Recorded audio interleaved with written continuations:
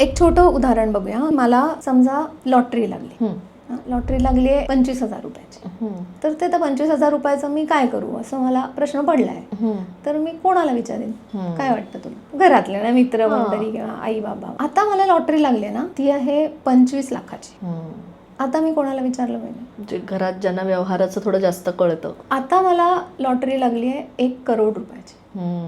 आता मी काय केलं पाहिजे? राईट.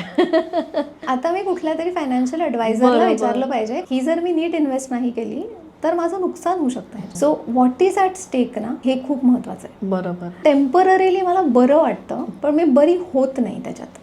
बरं होणं महत्वाचं आहे. बरं वाटणं ही एक फेज आहे त्याच्यातली. बरं होण्यासाठी जी मदतीची आवश्यकता आहे त्याच्यासाठी कदाचित मैत्रीण म्हण किंवा आई बाबा भाऊ हे लोक ट्रेंड नाही आहेत.